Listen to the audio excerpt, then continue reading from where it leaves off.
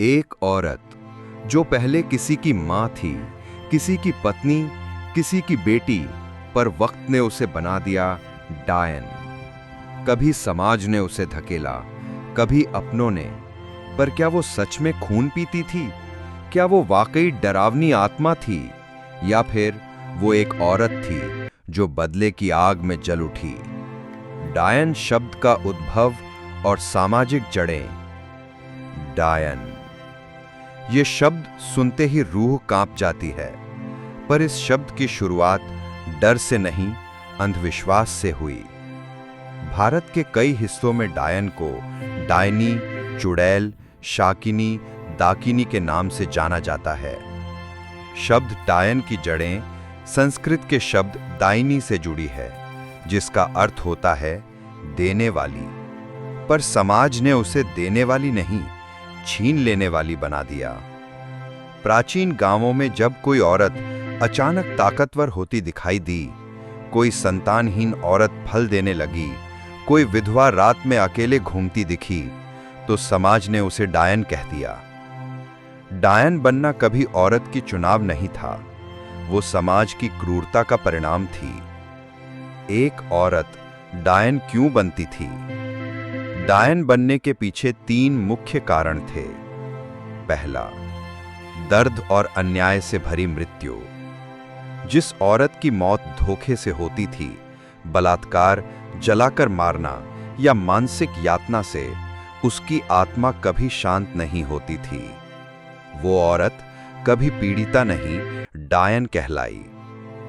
दूसरा, गांव की शक्तिशाली स्त्रियों से भय। जो औरतें जड़ी बूटी जानती थीं, अकेली आत्मनिर्भर थीं, उन्हें समाज ने डर से डायन घोषित कर दिया, क्योंकि एक स्वतंत्र और ज्ञानी औरत पुरुष प्रधान सोच को चुनौती देती थी। तीसरा, संपत्ति और सत्ता की लालच। गांव में कई बार विधवाओं को उनकी जमीन छीनने के लिए डायन कहकर मारा गया। डायन बनाना एक साजिश थी। डायन का जीवन एक रहस्य, एक पीड़ा। डायन का जीवन कोई तांत्रिक कहानी नहीं, वो एक अकेली औरत का जीवन था, जिसे घर से निकाला गया, जिसे शमशान ने अपनाया, जिसे रात का अंधेरा ही साथी बना। डायन जंगल में रहती थी, पीपल, बरगद और शमशान के पास उसका डेरा होता था। वो दिन में नहीं, रात में जीती थी। उसके खाने पीने का तरीका सामान्य नहीं। कई बार वो कच्चा मांस या तंत्र द्वारा बनाई गई वस्तुएं खाती थी। पर क्या ये सब वो चाहती थी? नहीं।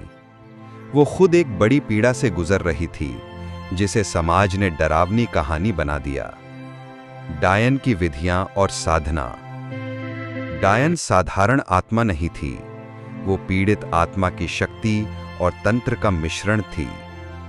कई मान्यताओं में डायन को मंत्रों की सिद्धि प्राप्त होती थी। वो नजर लगाना जानती थी, तंत्र सिद्धि से किसी को मार सकती थी, और कभी-कभी अशरीरी रूप में भी विचरण करती थी। डायन की साधना रात्रि में होती थी।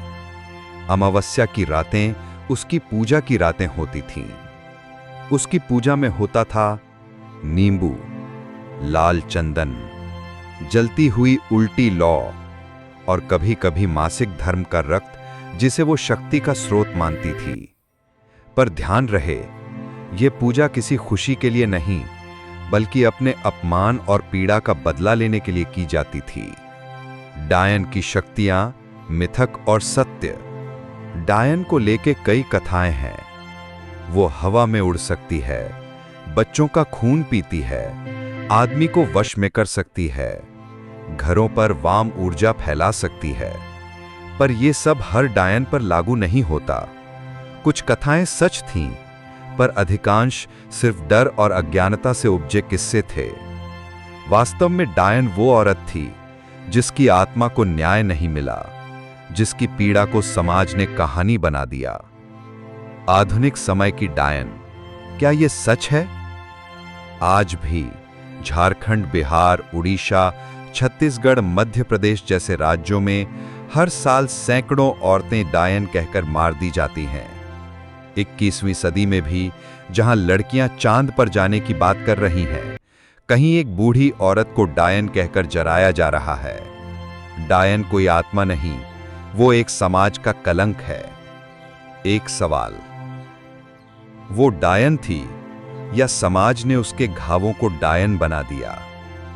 अगर हम आज भी किसी स्त्री को उसकी चुप्पी, उसकी ताकत या उसके अकेलेपन के कारण डायन समझते हैं, तो डरावनी वो नहीं, हम हैं। ऐसे ही अमेजिंग स्टोरी के लिए चैनल को सब्सक्राइब कर लें। वीडियो अच्छी लगी हो तो वीडियो को लाइक कर दें। मिलते हैं आपसे अगली वीडियो में।